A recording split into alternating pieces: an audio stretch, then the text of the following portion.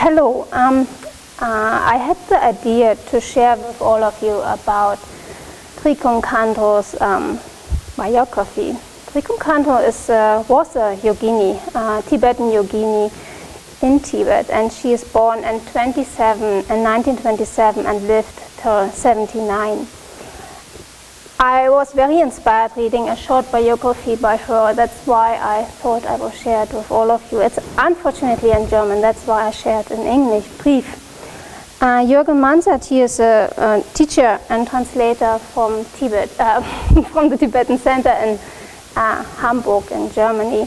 And this is a little booklet, and he has a little bit more material, and we are planning to translate it into English, but that will take some time. So therefore, I would love to show you a picture. So in general, there are not many reports or writings about female yoginis still, or directly from her some teachings.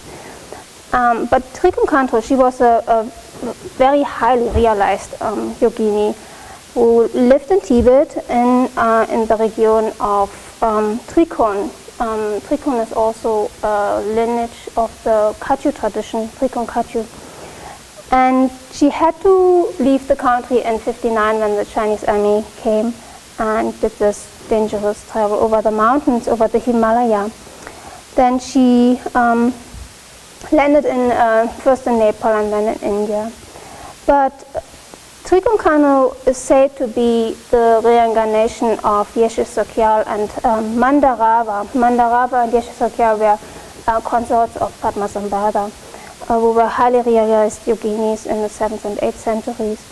Trikung Khandro herself was a close disciple, very close disciple of Kunu Lama. And Kunu Lama, he died in 1979. He was, for example, one of the teachers of His Holiness the Dalai Lama. He praised him highly, or he spoke highly of him, and especially of one of his writings, the verses of praise of bodhicitta. Here it's called Fast as the Heaven, Deep as the Sea. That's in English, the Tibetan too. So it has 356 verses, and Kunu Lama wrote that book in a period of 1 year. Every day nearly one praise, and one of his students asked him, and he wrote that praise to bodhicitta out of his own experience. And it's said that he has had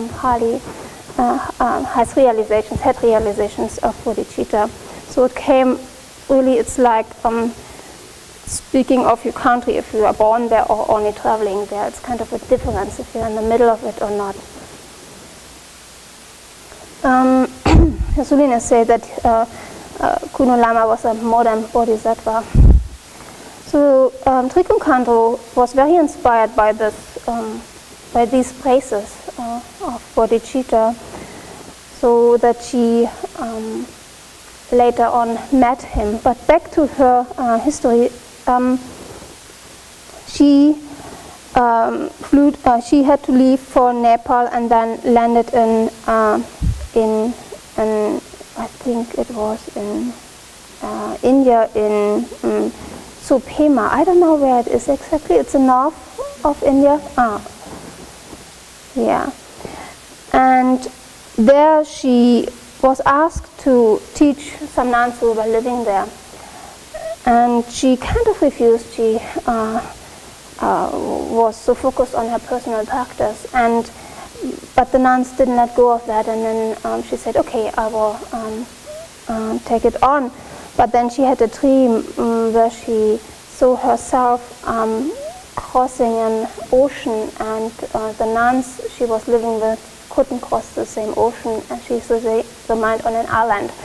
And so she thought that's not a good dream. She will not be able to help them, to benefit them. So she decided not to take on the leadership of the nuns and continue her own practice, and she left Supema immediately. But she came back later on and continued teaching, but not as they expected.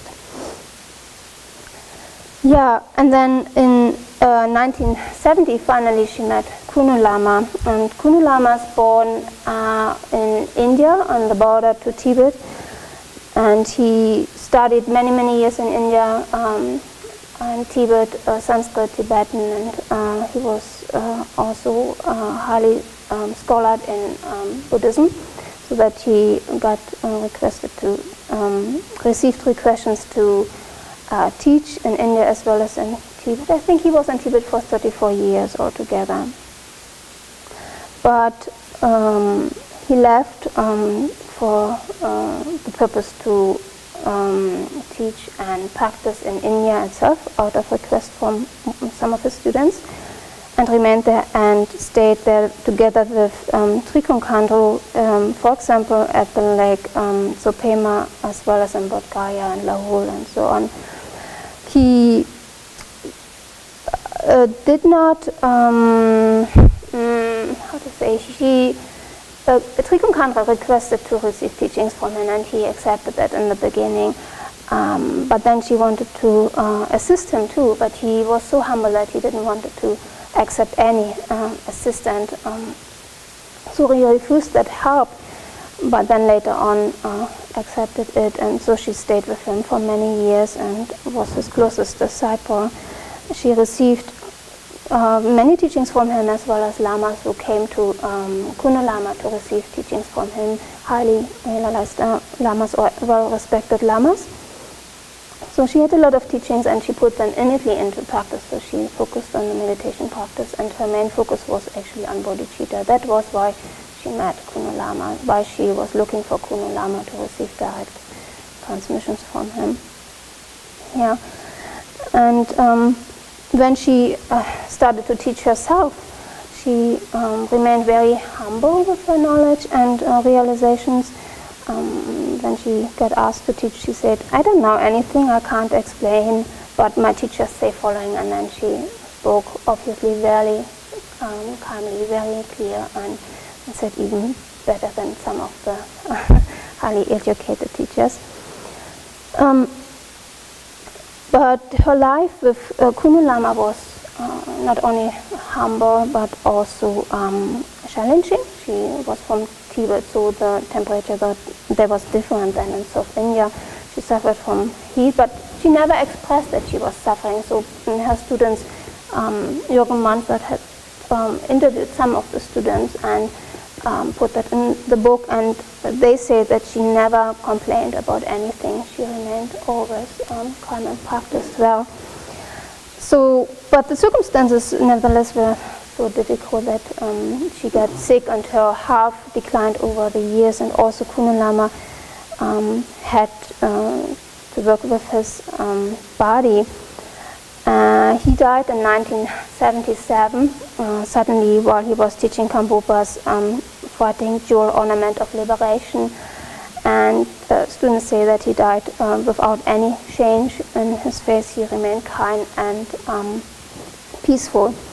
So Trikunkandru then stayed in Lahore, where he died, and continued to practice and to serve her students and teachers. But nevertheless, her health declined more and more. So she died in 79 in Manali, and she remained 7 days in the lotus position. And then I wished I could share something from her teachings. I was really interested, but Jürgen Mansert said he himself has didn't receive anything from the students or something like that. But there is a book out from a woman. Maybe there are some teachings in it. He couldn't teach it yet or read it yet. So that's a very short. There are, of course, many more details in his short biography about her, and I hope we can translate it, finish it, and then, yeah, you can read it too.